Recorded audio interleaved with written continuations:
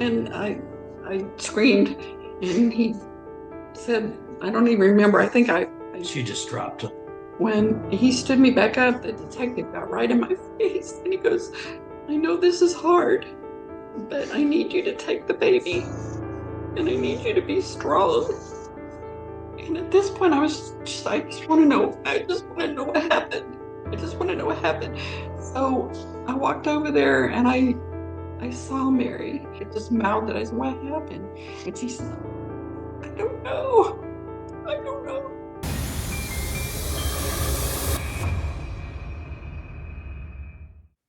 Hi, everybody. Welcome back to True Crime Unsolved. I'm Miles Reef. I'm here as always with my buddy Sean Cahill. This is the place where we tackle the stories that the TV networks won't touch. Unsolved homicides, missing persons cases, stories without an ending. Sean, what are we getting into today?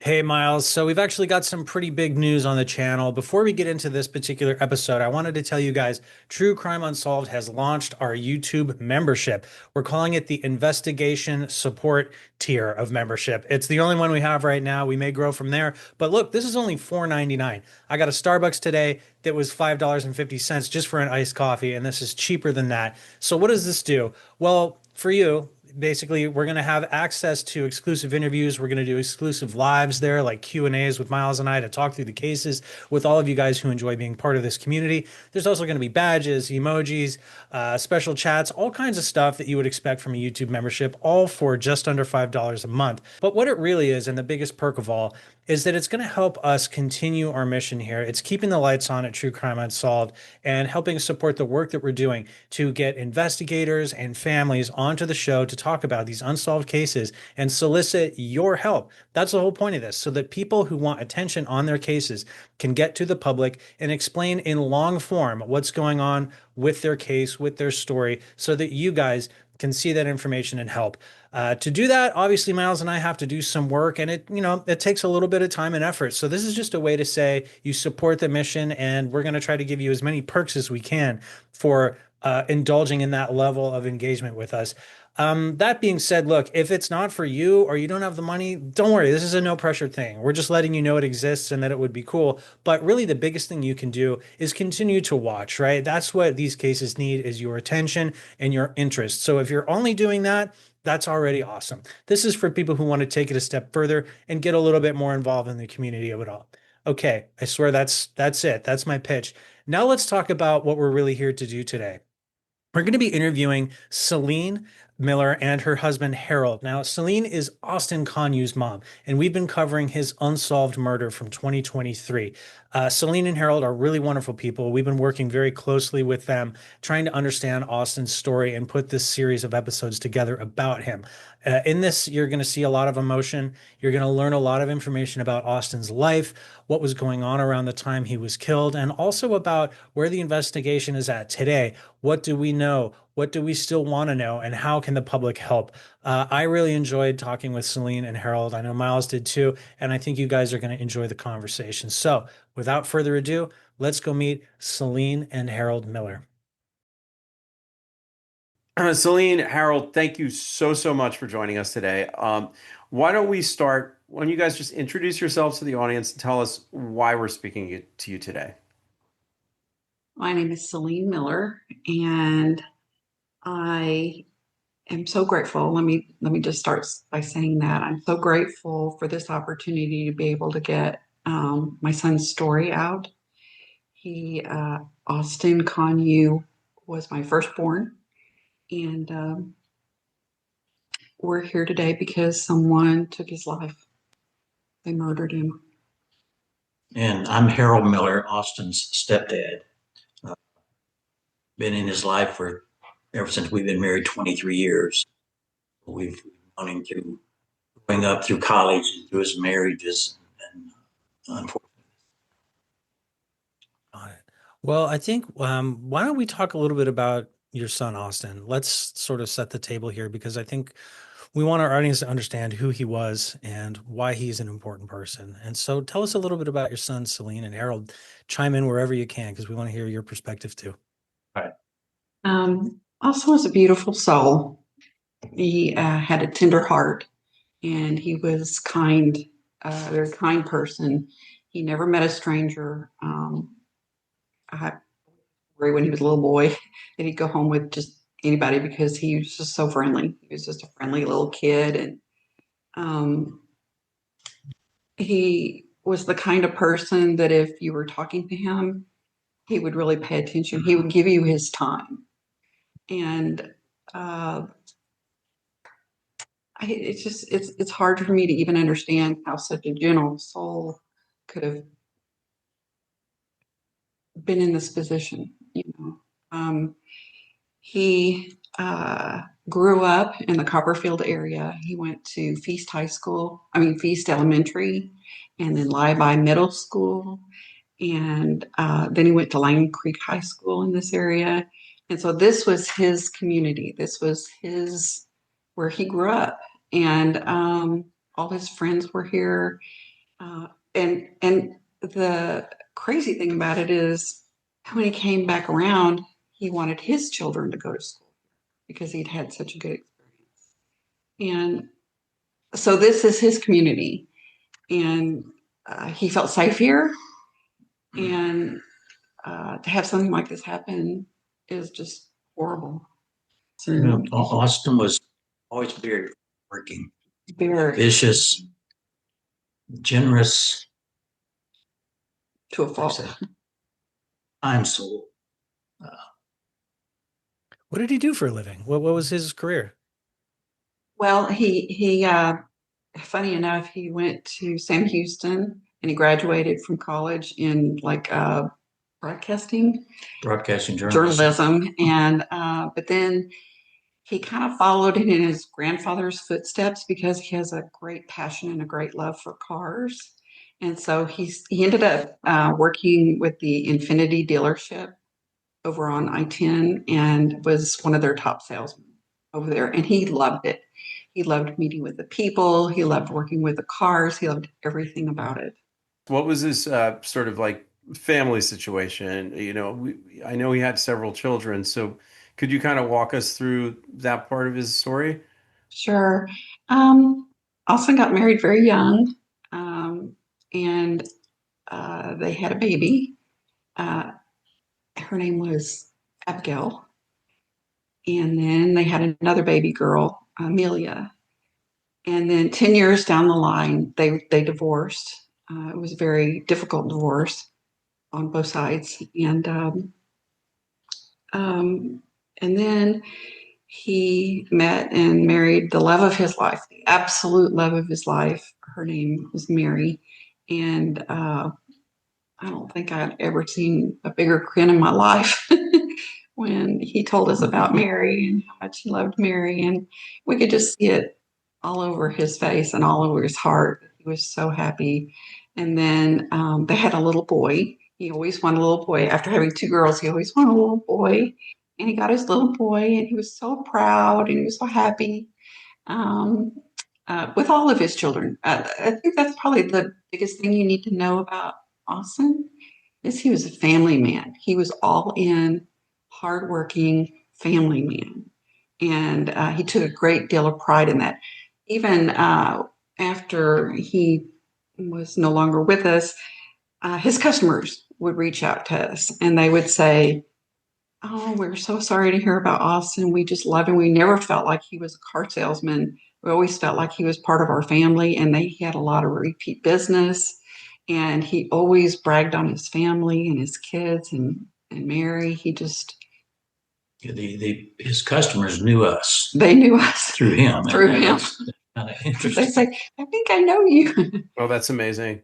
That says so much. I mean, like, I've bought a couple cars in my life, and I can't imagine a scenario where I know anything about that guy's parents. Yeah. Like this. Yeah, I mean, he was a big talker. He was a big talker. And he would tell you his whole life. You would just barely meet him, and you'd know his whole life story.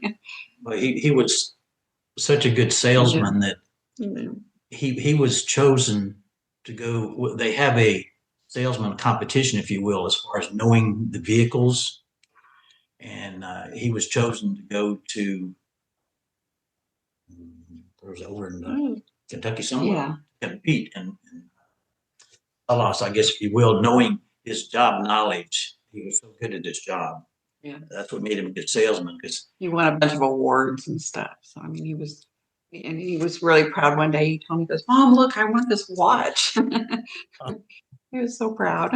That's awesome. He loved what he was doing. And then he loved his life with Mary and the girls. And what was the custody situation with his daughters from the previous marriage?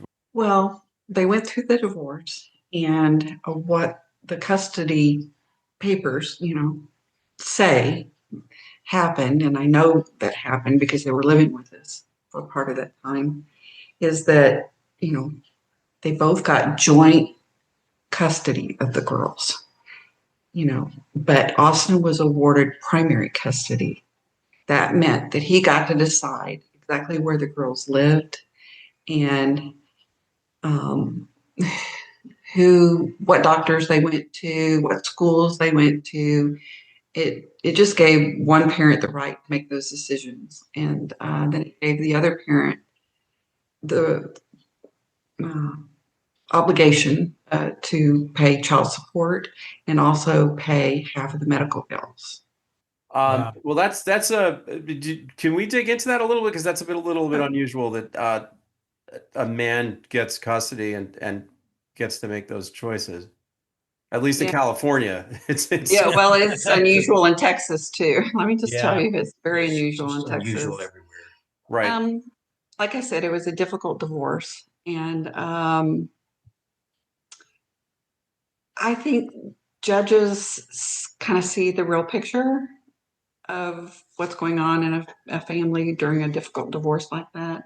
Mhm. And when a mother doesn't even like show up or do the paperwork that's necessary, and the father is like there 20 minutes early on everything, he's just so crazy about his girls. And it was just very obvious that he was the better choice. Wow. And so he really took that seriously. It sounds He like did. this is a He guy who absolutely did. wanted did. to be a dad, and that was his main job in life. Yeah. He Were was you guys really good. proud of him? I know it's kind Yeah, of a silly question. Just want to see your faces, though. Are you proud of him? very proud of him. He's an amazing man. I mean, he's the kind of guy that kind of walks into the room and has a big ha ha ha, jovial laugh, and people just were drawn to him. I would say, just drawn to him. He's just that kind of personality, and um, Well, and we see that in Pierce now too. oh, his little boy is 4. Mimicked him, the loud voice. His personality is identical. And when Pierce walks in the room, Austin walks in the room. Yeah, I that's mean, amazing. he's got his same brown eyes, the big brown eyes, and the same personality. Just, I'm here, just, he's my bright spot when he walks in the room. So, can you talk to us a little bit about what Austin's life was like, as far as where was he living, who is he living with, and what was going on right around the time that this whole thing happened, just so we can understand kind of where he was at in life. He was living with Mary in a rent house. And like I said, they had custody of the 2 girls, and then they had their little boy. As fate would have it, I told them when they were looking for their rent house, I said, if you live near me, I can help you. I can watch the kids. I can help you, because at that time, both Mary and Austin were working. And I said, but if you live too far away, I'm not going to be able to help you. And they took me up on it. They took me up seriously on it, because Smart. they their rent house was about 2 miles away. Yeah. 2 miles away. 10 minutes with traffic. Yeah. Yeah. And so, and I did.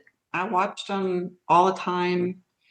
The kids would be off on summers, and I would be over there all the time, watching the kids. And when she went into labor, they called me in. I ran over there and watched the girls. And when she went to the hospital to have Pierce, and we adored Mary as well. Just all around great relationship. they pop in on us, and we pop in on. Well, I didn't like popping in on them because I felt like they were close and they were newly married, and I didn't want to be that kind of mother-in-law. I wanted to be respectful. But we're on the phone all the time talking about this and that, and we went to all of the programs. Both girls were in choir, and one of the older daughter, Abigail, is with the band. She's in the band. Yeah. Austin sang in choirs during high school. Yeah. So Abby and Millie picked up on that, and they from them. wanted to do that too. So.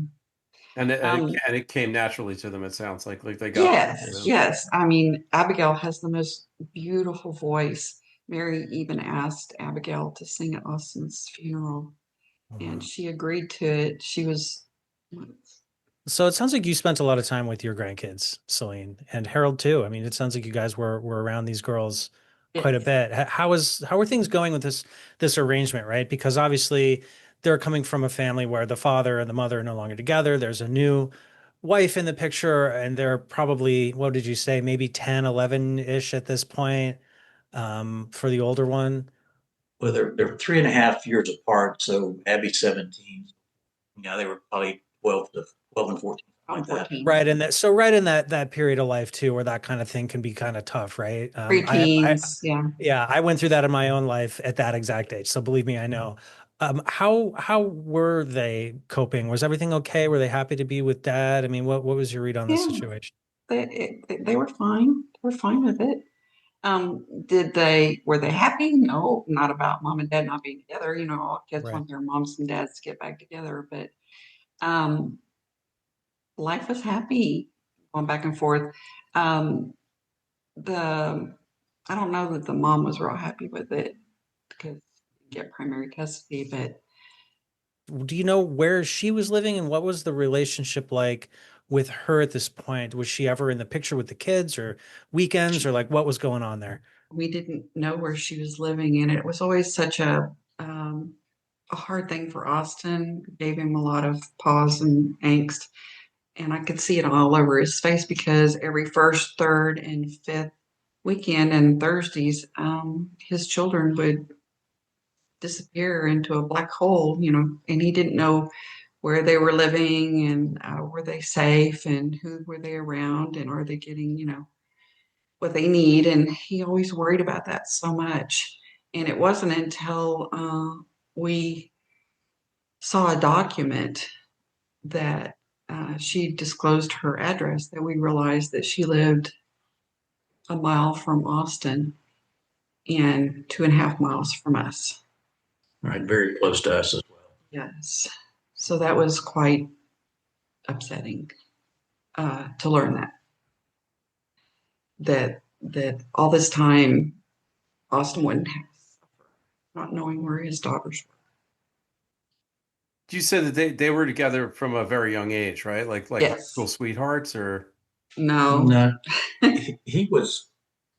Well, she was like 17, 18 when they got married, 18. And he was 2-3 years older than her. Oh, yeah! Wow, they were really young. Okay. Yeah, they had just met when Austin was in college, but wasn't in that same college situation. They had just met during that time frame. So. Got it. Yeah. So they had children young and just didn't work out. Yeah. So going back, like jumping ahead again back to, or, you know, around the time period when this happened, 2023, it sounds like from what you guys are saying, Austin's life was very stable, very positive. He was taking care of his kids. He had a good career. His wife was working. He had a new child. You know, but obviously you guys are the parents, so maybe you only saw part of it. Like, is it possible? Well, let me ask you this. Was there anything going on in his life that you knew about that was sort of controversial or negative? Or was there anything in the background? Was he, you know, did he have a gambling thing? Was there anything that this guy was doing? And not just me or not just Harold saying this. After this all happened, the detectives dug into his past and and they said he had no behaviors that were in any way questionable. You know, just all around good guy, and no gambling, no drugs, no nothing, no anything that was questionable. Just all around good guy. What about resentments, or maybe there's another salesman at the place that he's always beating, or was there anything like that was looked into, or He was well loved there. Yeah, he was well loved there. They all came to his funeral. Yeah, they were devastated. I didn't ever get a sense of that. The dealership where he worked, the Infinity dealership, was more like a family-owned dealership, so came real close with the owners and the other salesmen. Most of the time, he was top or towards the top in the sales, so he's very good at his job. Now, I'm sure that back and forth, salesman or salesman, I like the sale, I don't want you to have, but there was nothing in all the interviews, nothing came out that would indicate anything, and that's what makes it so harder to live with. Yeah. So it wasn't like this toxic environment where these guys are cutthroat with each other and everyone's, at each other all day. It was actually a pretty positive place. It seemed to be, yes. Got it. Yeah. Wow. And I mean, what really says a lot to me is, the detectives digging into his life and not finding, affairs or drug problems or debts or, all these things you typically might expect to find in a situation like this. Well, and I'm just going to add on to this and just say that Mary and Austin were so excited for their future. They just purchased a new house the day before. They closed on a new house that a mile away from us, not 2 miles away from us, even closer to us. Even closer to us. And is a nice 2-story, and that they were calling it their forever home. They wanted to stay there and build their family up and grow and live life together. And they were so excited. I don't know if you've seen any of the pictures online, but they were so excited about getting this house and then closing on this house. And their entire home, their entire rent home was boxed up. It just boxes everywhere. And they were moving the very next morning. The night that this all takes place, were they at their old house, or was it the first night in the new house? They were still in the rent house. They're still in the rent house. They had not moved. So, Okay. Go ahead. Has the closing on the house and the purchase, has that ever been looked at? Well, I don't know that I can answer that question because I'm not privy to all of the interviews since it's an ongoing investigation and it's still it's an open case. It's not a cold case. Not just yet. I think around 3 years, I think is what they said, it might go cold, but there was nothing related to the house, the sale, or the previous owners, or anything that came up. Nothing obvious, right? Nothing that's been apparent to us or anything that the detectives have said to us. Right. He didn't outbid a local crime lord to get that house or something like that. Something. They didn't step on their own foot. Right. It's a very strange coincidence. Obviously, that's just we thought it was strange too. We thought it was strange too, that they're just so happy. Now the girls would probably have to go to different schools. They would have to move schools. They would have had to have changed schools because they moved right across a boundary line. Oh, that's interesting. So the kids would be in a different school district. Well, can I ask you, I guess we should probably start talking about what actually happened that night, and the one thing I wanted to just make clear was, how old was Austin's son when this happened? Because he was really young, right? This is basically a baby. He had his first birthday yet. Oh, wow. Or no, he had a first birthday. He was born in November. Yeah. So. Yeah, it would have been his second birthday, I think. Well, it wasn't quite a year. Yeah. He was coming up on his second. Yes. Because he's 4 now. Somebody do the math. Yeah. Okay. He'll be 5 in November. So he'll be 5 in November. Wow. Okay. Definitely a baby. So maybe the best way to talk about this is, why don't you guys just tell us from your point of view how this whole thing unfolded? Because I'm sure at some point a phone rang at your end or somebody came to your door, right? And I guess maybe just take us through what happened and what you learned, and then we can talk about it. Well, probably the worst day of our lives. We got a call at 9 in the morning, and it left a message, said it's the sheriff's department, please call us, there's been an emergency. And, with prank calls that you get nowadays, we didn't think anything about it. We just didn't answer it. Actually, Then I would like to say one thing about that. The thing that popped up on the phone said homicide. okay. And I freaked out. And I said, somebody's trying to scam us. Never imagining in a million years that anything like this could happen. I said, somebody's trying to scam us. And I didn't answer it. So about 2 minutes later, it rang again, homicide, on my phone. And I ran into my husband's office and I said, Harold, could you take this call? I think somebody's trying to scam us. It's weird. And then I got on the call, and it was Detective Turner. Said there'd been a medical emergency, and Mary wanted us to come to the house. And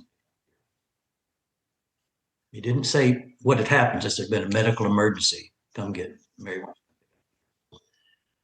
We knew who wasn't at the house that night. We knew who was. Mary's calling us. Okay, you kind of happened. So, but I wouldn't let myself go there. I was like praying the whole time. This is a mistake, or just let it be okay. And then we got dressed real quick, and we went over there, and we pulled into they lived in a cul-de-sac, a long street. At the end is a cul-de-sac, and there were police everywhere. And all the medical emergency vehicles were there, lights on. Mary was in one of their plans with arms. And the detective, he told us that Austin was deceased.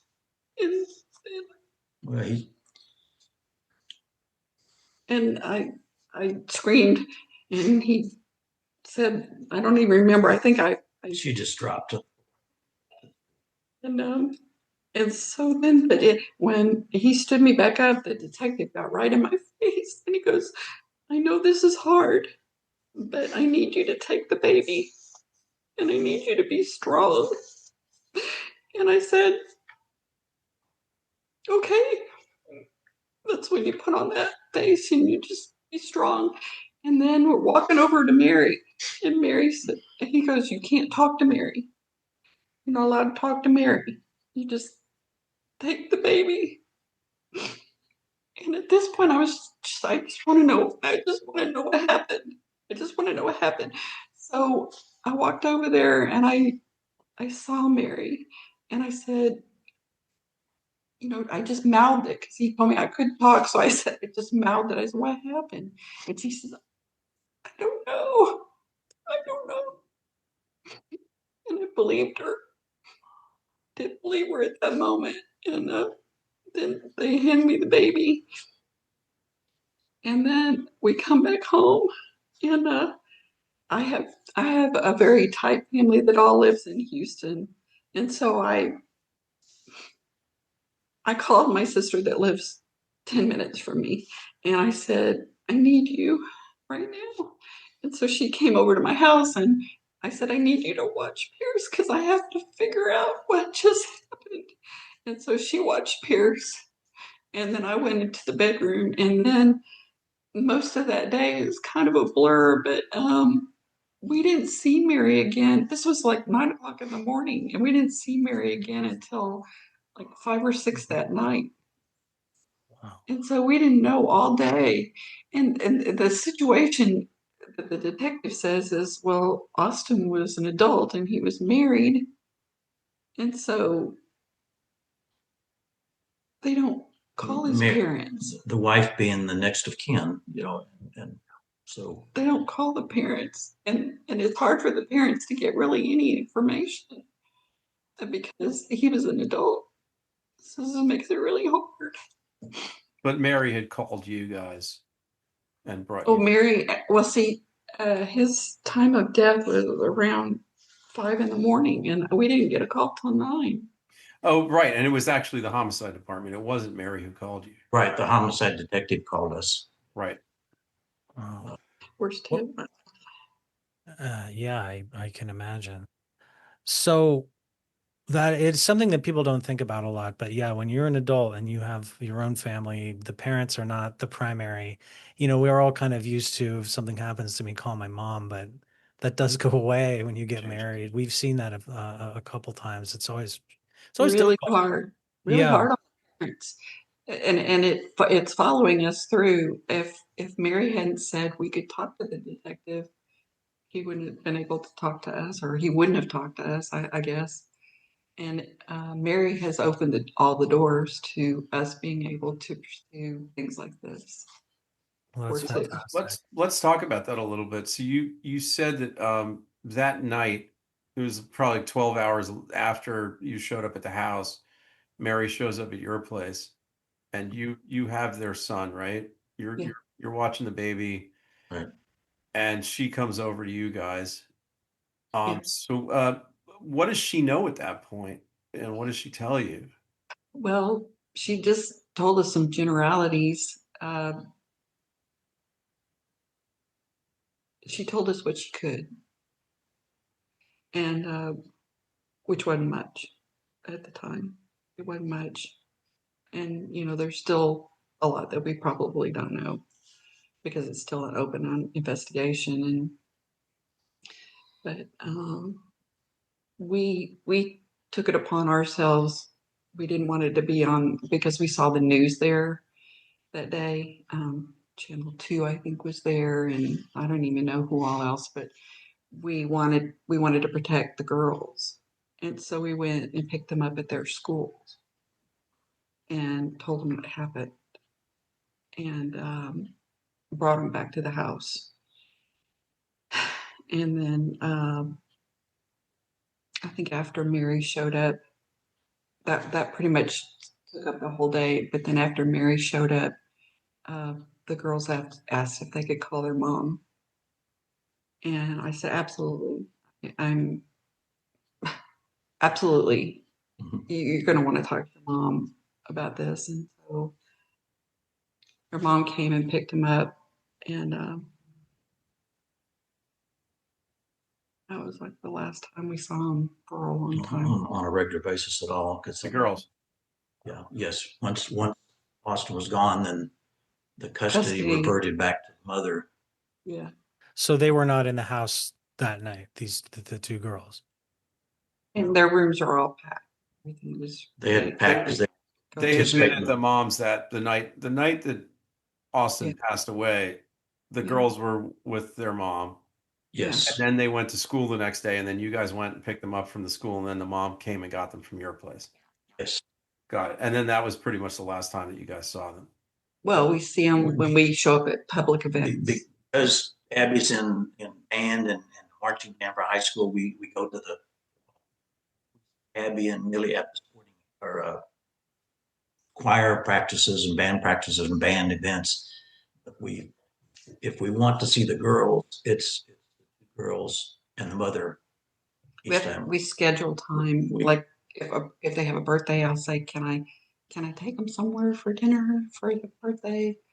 And she says yes, and then she'll bring them, but she's there at the table. So no one-on-one time with you guys and your granddaughters. I haven't ever been able to say to Abby and Millie much of anything about their dad. It hurts me. For Abby's 16th birthday, I gave Abby her dad's chain and James Avery cross like her dad's, and she wears it on. So your relationship is still good when you do get to see them. It's just that it's always kind of in a group environment because their mom is there. Yeah. The gist of it. Wow. And it hurts my heart because I know Austin would want me to maintain that relationship. Well, it sounds like you were so involved in their lives. Can I ask, you don't have to answer because it's super personal. family dynamics, but why do you think there's that kind of like wall that's been put up, it sounds like, or separation that's taken place? I think that probably goes back to the contentious divorce period, that she obviously wasn't happy that Austin got primary custody. So there was always friction, and we became part of it because of that too. They lived with us for a year after that Austin Right. too. So she kind of saw you guys as part of Well, that conflict, and right, and obviously we were supporting Austin through it all, so that adversarial relationship from the start. But I wouldn't say we didn't financially support him through that. He wanted to take care of that on his own. We just provided support in the fact that he had a safe place to live. Sure, and bring his girls and know that it was all And okay. the school bus would drop them in front of our house right here. Right. Well, it's more important than money, Yeah. what you guys were able to provide. I'm so sorry, because it's hard enough that you lost your son, but it sounds like you also I felt lost like I most was of the relationship with your in grandpa. one day. Yeah, 3 people in one day, and then subsequent to that, Mary is so hurt that she's doesn't want to live in town, so she doesn't live in town. Oh, so they've moved further away Yeah. because she can't deal with it, which makes sense. But God, oh, I don't blame her sorry, guys. at all. I don't blame her at all, but it's hard because now they're gone too. Yeah, you guys are just, I can see it. It's a lot of loss and a lot of pain and a lot of heartbreak. But That ripple effect, people don't always realize that one person's life gets taken, and there's so many things that are affected by that. It's like a ripple effect, is what I've Yes. learned. It's a huge ripple effect. It affects everyone in the family, my family, everyone. But Mary does let you guys spend time with your grandson, right? That's not a problem in that direction. Not at all. We meet halfway to pick up. It's Well, and if she's in town for whatever reason, we've kept him over weekends. Oh, that's great. Times. Yeah, That's great. We feel very fortunate about that. Yeah. So I did want to ask you, and tell me if you don't want to talk about this, but did Mary ever give you an account of her experience that night? Because this is such a strange, the whole thing is just strange, and she's the only person that can tell us what happened in that room. So have you heard it, or? I don't want to speak for her, but I do know she was in the room, and that he asked her to turn on the light. And when he turned on the light, she saw what was happening, and then she immediately called 911. And she was so devastated. When they asked how old he was, she couldn't remember. And his last words were 39. He's 39 years old. Yeah. And I think a lot of the rest of whatever is either a blur for her or part of the investigation. And I don't want to press her. Of course. That's the most difficult time in her life as well. Oh, and it probably always will be. The love of her life. Everybody's worst nightmare, of course. Well, I guess then that kind of takes us to the next natural place, which is that, when something like this happens, there's an investigation, obviously, and you guys probably were expecting information to start coming to light, and some did. I mean, some things have come up. So I guess why don't you talk to us a little bit about what you learned early on and then where this whole thing is kind of stalled out? Well, for a long time, we didn't hear much of anything. We knew that the detectives were working very hard, and we knew that there was a lot being done in the background, but we didn't have a lot of details. But just like they would do on any case, they do forensics, they do in interviews. They do whatever all they do when they do their work.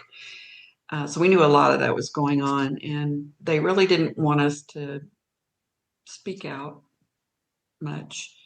And that went on almost Year and a half, almost year 2 and a years. half, almost 2 years. And that was hard to be quiet and respectful of the case, and because we never want to do anything that's going to hurt Austin's case. We always want to be very much on board. So Right. And that must have been kind of difficult, I would imagine. yes, Being but quiet. we knew things were going on, so we're respectful of that. We're Right. respectful of the work that's being done, and so. And were you during this time where you were being asked to be quiet, given any kind of indication of, hey, we're really hot on this one particular trail, or this person has come up, or was it just completely quiet? No, and you go through so many rabbit holes whenever that happens, because you just think, well, could have been this, could have been that, this could have been that, and it's like, you just, your mind just races, and most of it is just hogwash, because Right. your son. Right. Oh, like what he may have been up to, or what. Yeah, I was like, Yeah, you start questioning your like own sanity, I'm sure. what you questioned earlier. Was there anything that Yeah. in his life that, and Well, there's So these really obvious things, right? Sean and I have been doing this kind of work for longer than I'd like to admit. And mostly in television, but now we also do it this way, where we're able to have these really long conversations with folks who are in your position. And usually the sort of motivations or reasons for people getting killed fall into like very simple buckets, where it's sex, it's money, it's jealousy, it's there's usually something going on in the background, unless it's just some random thing, which is rare. Let's be honest. It's usually that's you look at the people closest to you, and that's a lot of the times. But then, when a case goes unsolved, I think, that's when you have to start like wondering, like, well, they've talked to everybody that was close by. They've talked to everybody in his life. No smoke apparently has been found yet. So is it something more strange, or, was there something in the background? I keep going back, for me, I keep going back to this footage of this person, bicycling off, which is very strange in and of itself. This person was inside your son's rental home for like close to an hour, I think. we don't well, know that. what we know is the time that the bike arrived and what time the bike left. We don't know where that was. Where they Well, were that's that it. whole time, right? And Without saying That's- more, that's It's kind of, 50 minutes. there's 50 minutes 50 between minutes. those two events. What happened after that is nothing was on camera. Right. That's all that's on camera that can be verified. do we know what direction the bike came from or left to? Like, what other clues came from this video, if any? Well, there's a map online that we know. It's public, out on public, and it comes from the adjacent neighborhood. Okay. And it Probably a mile and a half away yeah, at the most. yeah, about a mile and a half, and it goes back to that same neighborhood at the end. Well, and I think another important thing we haven't talked about is that nothing was taken from the home, right? Like a burglar would have done, Nothing. presumably. They, if it was a situation where they went in there and were stealing things and accidentally ran into someone and felt like they had to be violent, they might have still gotten out with something, but there was nothing moved, nothing out of place. It seems like they came there to hurt Austin, Seems like it. which then begs the question, who would want to do that and who would benefit? I think I have to go back and look at the detective's it would video, but I think he said the word targeted. Targeted. It wasn't a burglary, it was targeted. Right. Right. So it wasn't like someone come in there to burglarize their home. For whatever reason. So, And they were able to say that pretty early on, that was their assessment. Yeah. yeah. And let me just say that they have done an extensive background on Mary, and Mary has been officially cleared of this crime. The detectives have told us, and they've even told us at Crime Stoppers, and they've told us on their own website. They say Mary did not do this. So That's good to know. That's good to know and because, and of you course, know, there I was. I feel like I knew immediately just from that one interaction that we had. And when she said, "I can't go home, can I stay with you?" I said, "Absolutely." So she moved into the spare bedroom upstairs at our house, and she stayed with us for 4 months. Mm. I, and I, the detective said that was very unusual for us to have done that. You know, they don't see that a lot. They don't see that a lot. We didn't think it was unusual. We That's didn't. what We we wanted. didn't. We didn't think it was unusual. What speaks to your relationship with her, and I think it also speaks to her character, that when something like this happens and you don't know what the answer really is, that you still felt comfortable enough with her You knew it and couldn't be her. confident enough Yeah. in her character that she was also a victim here, and you wanted Yes. to take care of her. Right. Yeah. Your So- your empathy and trust We were all overrid whatever suspicion you may have had. As far as you guys know, has there ever been a person of interest that the authorities have honed in on? Anybody? I mean, this is such an odd age group, as Sean said, and just that riding the bike in and out. It's a very, very odd situation. They have not shared with us a specific person of interest. I know they're looking at everything, You can just kind of, but not Yeah. sure with. Yeah, like as far as you know, it's they're working. And that's Still another working the part case. that's so hard. You know, you just like, yeah, you can't even focus your attention on anything, any one thing. You know, Sure, no, being in the position that you guys are in, I mean, I don't have to tell you this, but it's the hardest position to be in because you can't do anything, and you're not privy to all the information, and that's for the protection of the case. But obviously, every day you're looking for answers, so I can only imagine what it's Yeah. like to be there.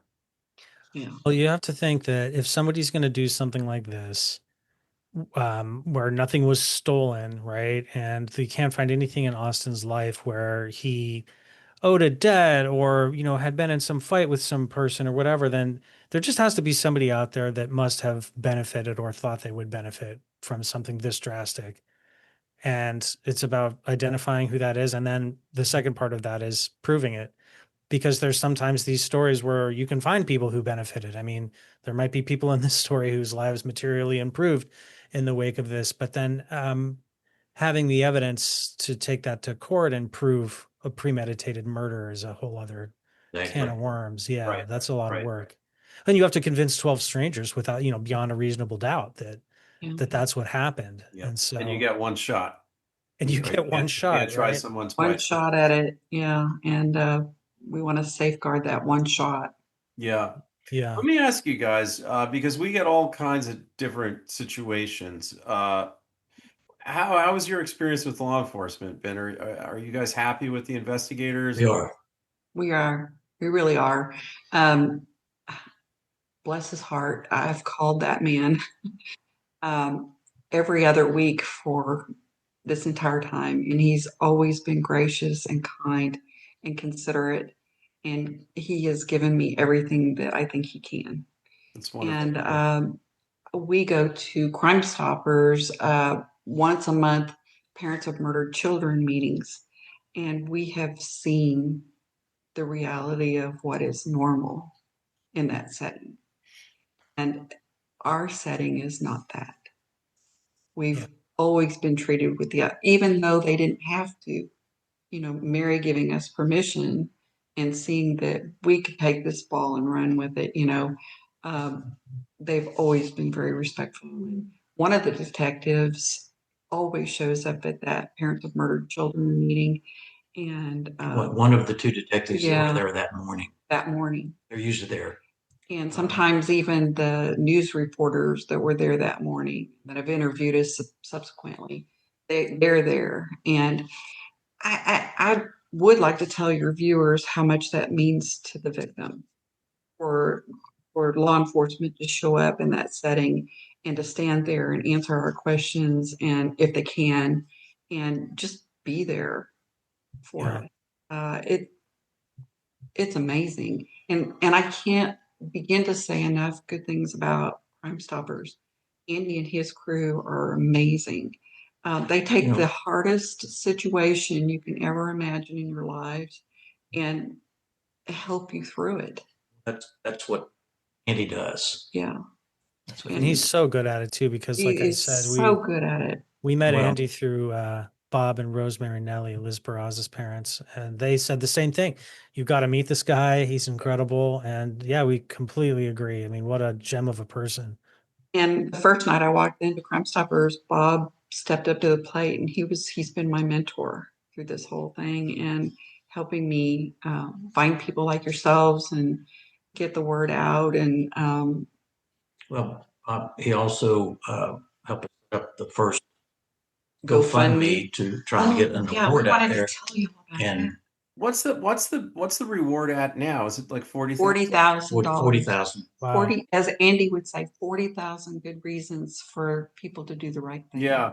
I mean, we always say, if there's more than one person involved in something, it stops being a secret, and it's hard to believe that this random post-adolescent person is completely on their own, or just decided to do this for whatever reason and targeted your son. There's got to be more to it, right? Which means that somebody else probably knows something about it. And I guess the hope is it's someone's conscience gets shook, or maybe those 40,000 reasons help shake their conscience, right?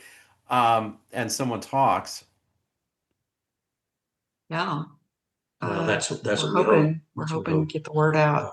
Yeah. Well, it's still, I hate to say this because I know you guys have been living with this for what probably seems like an eternity, but it's still fairly new. It's compared to some of the other cases that we've dealt with and ones that have even been solved. It's you guys are still in the early stages of it, as I'm sure you've heard from detectives and from Andy and everybody else. So I do think there's still a lot of hope that you will get some answers. Well, it's the right time to be doing stuff like this, and I really think you guys are awesome for, doing the hard thing and telling this story, because it's obviously very difficult to go over, but getting it out there and getting people talking about it and thinking about it and taking a second look at it and maybe even shaking up somebody's conscience who knows something and hasn't come forward, and they see what you guys are dealing with. I mean, I hope something like that makes a difference. I really do. But it's better than sitting in silence and just, waiting for something to happen one day, right? You're being proactive, which I applaud. We have a commitment that we'll just never give up. We'll just always try to push hard and see if we can make something happen.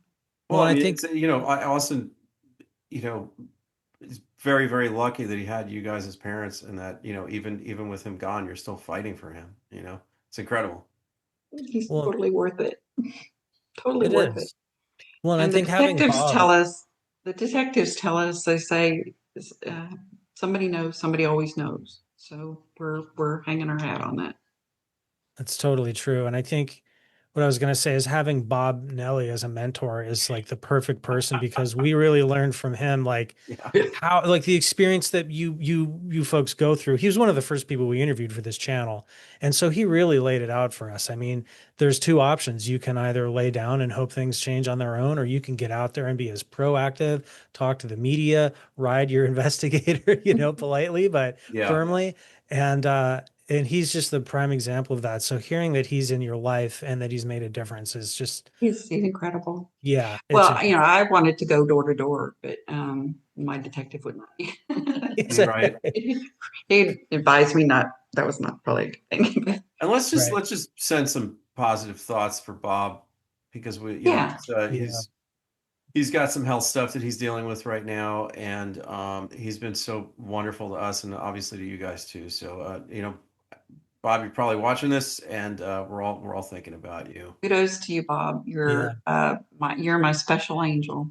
Yeah, we're all. And I've already told him that. He already knows that. He's my special angel. Well, our viewers and his wife too. Rosemary is amazing too. Yeah. Yeah, they're great people, and I mean, they're the ones that kind of connected us. I should say that, and our audience probably doesn't know that, but it's because of Bob and Rosemary that we're even here today. Yeah. So And their poor daughter. I mean, they're waiting too, and really want results. Really want answers. yeah, they're fortunate to also be in a great place with their investigator too. I mean, like you said, not everybody has that experience, and so we talked to their investigator Michael Ritchie a couple times, and he's a great guy. So I do have hope he'll crack that one day soon. You guys do. There's a lot of crossover. I mean, this mysterious piece of video evidence that just shows you that it's an odd person, but you're not really sure what their gender is. It's there are some strange parallels. Right. We've watched Well, and both also the victim being such a just great, all around normal, happy, well-adjusted human being is a huge parallel for me. There's my guy. There he is. I don't know if this has a. No, we can see him. He's a good-looking guy. Yeah, he's very handsome too. Oh yeah, no, I said that to Sean. You guys. Is it not just the mother thing, right? No. Objectively, no, he's a good-looking guy. Very handsome. Be proud. I'm not good at seeing, that in men, but he's that's a man. Sometimes you just got to call a spade a spade. Yeah, That's a gotta be good-looking honest guy. about it. This picture was taken on the day that his little boy was born at the hospital, and he has his face is real soft, and he just looks so happy, so happy. What's your biggest? I'm gonna sort of like a two-parter. What's the thing that keeps you guys going the most? Like, what's driving you at this point, and what are you hoping for? Oh, that's easy. Austin keeps me going. I look at his face and I would do anything for him. I'd do anything for him just to help this terrible situation. I mean, I know I can't obviously have him back. I know that. That's not one of the options. But I'll do anything. I just want to. Well, there's justice for him. The picture there, but he lived with us that whole time with his two daughters, of course, before he left. But you walk around the house and everything reminds you of him.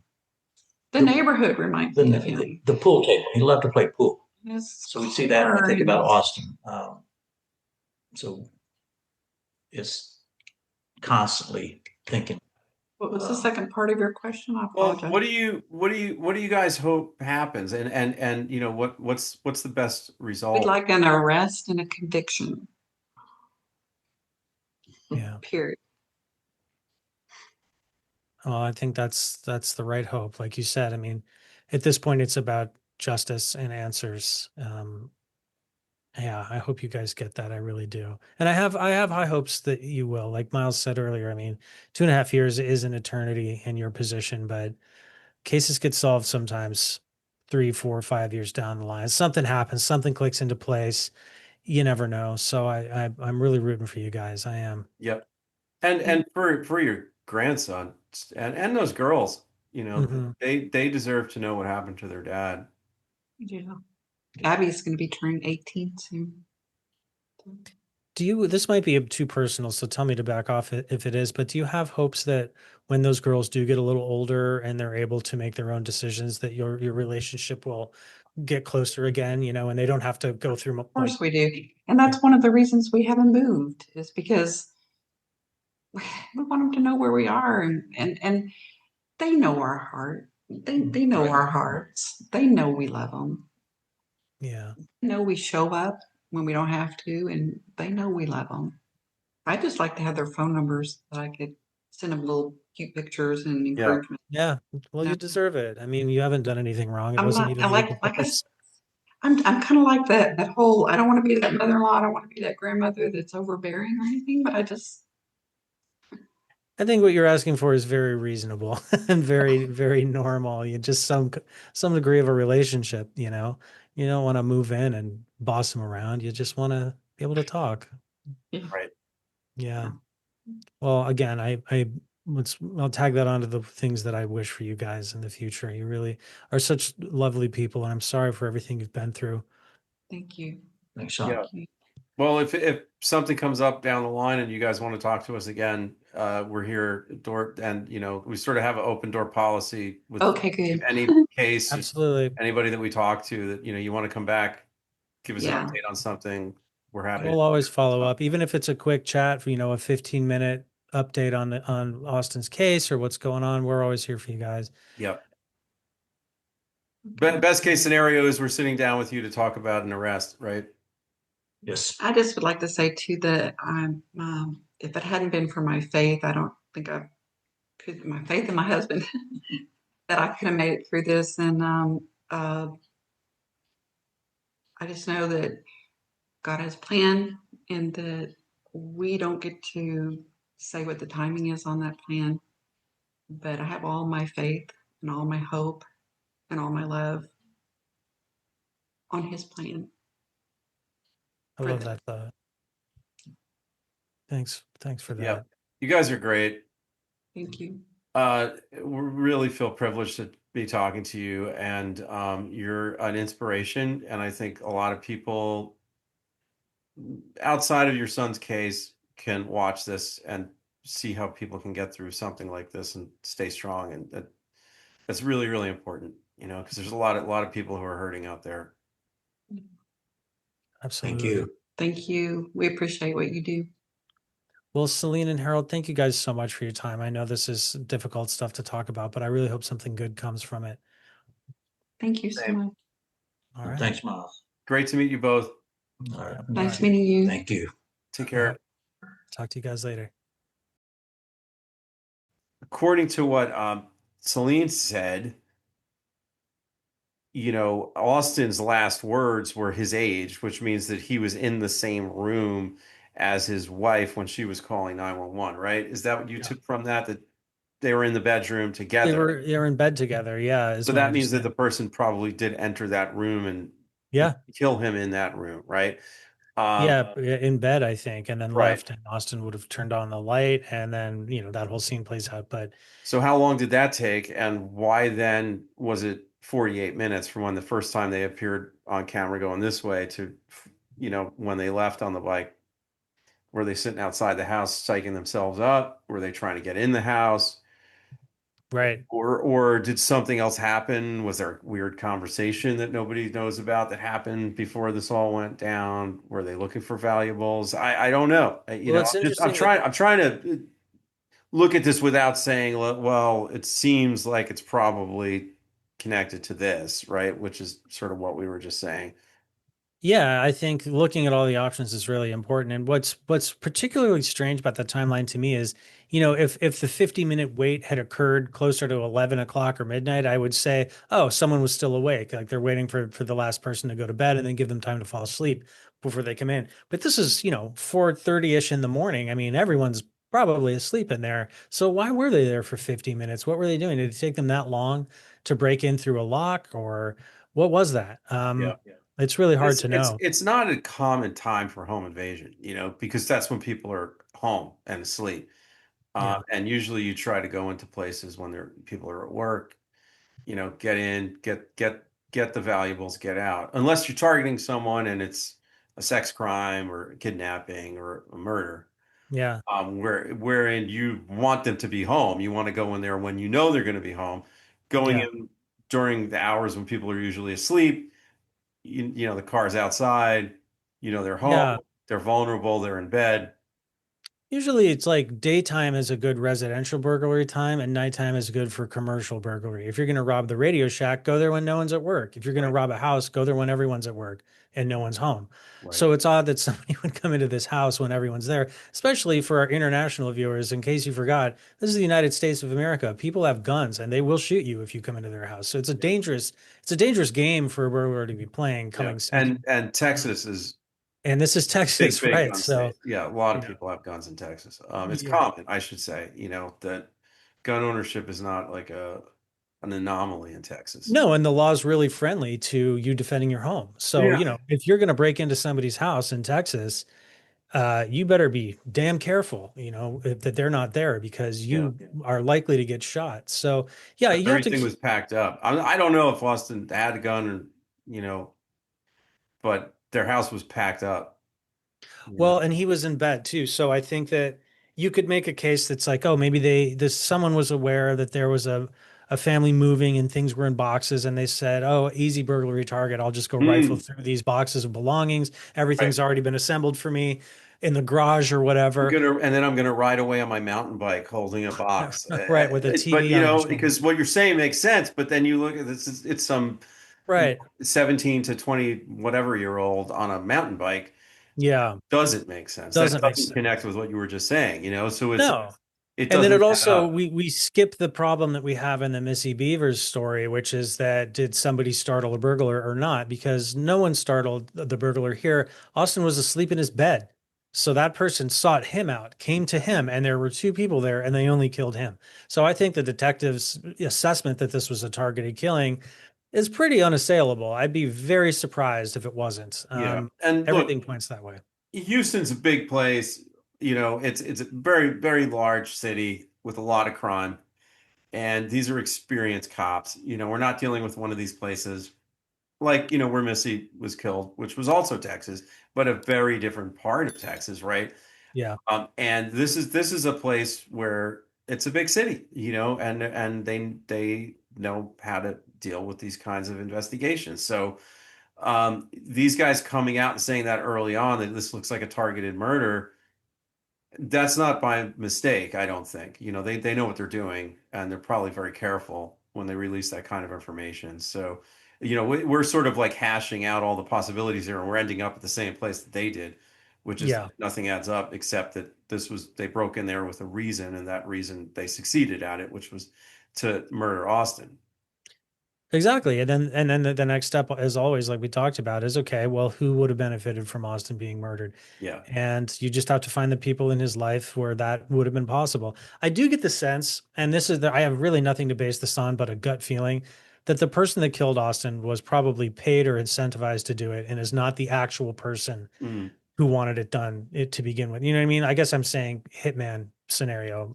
Yeah, unless Austin had some crazy secret life going on that somehow involved, you know, this post-adolescent person, individual, that's seen on the bike, and that would mean, you know, really well covered tracks for a guy with, you know, two teenage daughters, a new baby, a high pressure job that he was constantly, you know, succeeding in, a wife, a home.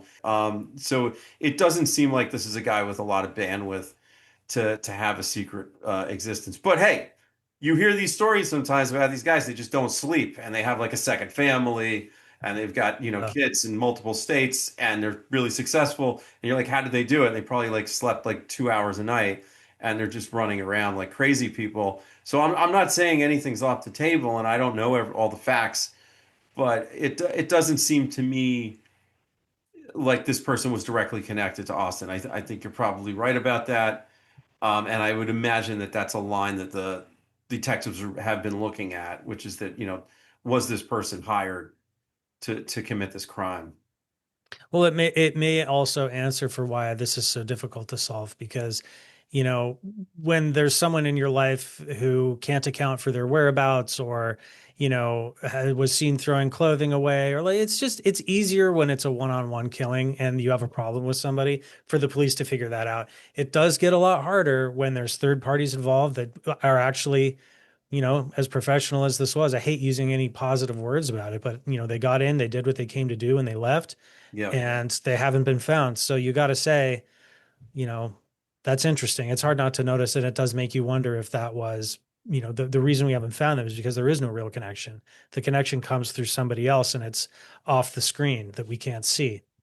And I feel that way, about possibly Liz Barraza too. There's a couple of our cases where you look at it and you're like, who is that person on camera and what is their connection? It's so hard to imagine that they wouldn't have been identified if there was a one-to-one connection. Yeah. So, yeah.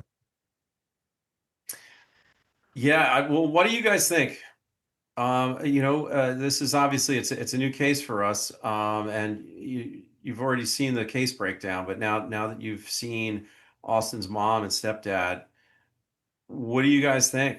What do you think may have happened here, and who do you think may be at fault? We'd love to hear from you. Absolutely. And leave it in the comments. And if you haven't yet, go check out our podcast. This whole show is audio only as well, anywhere you get it. Apple Podcasts, Amazon Music, Spotify, all of that. So go there. And if you're a podcast listener, don't forget we're on YouTube. This goes both ways. So that being said, thank you guys for watching and listening, and we'll see you in the comments. Thanks, everybody.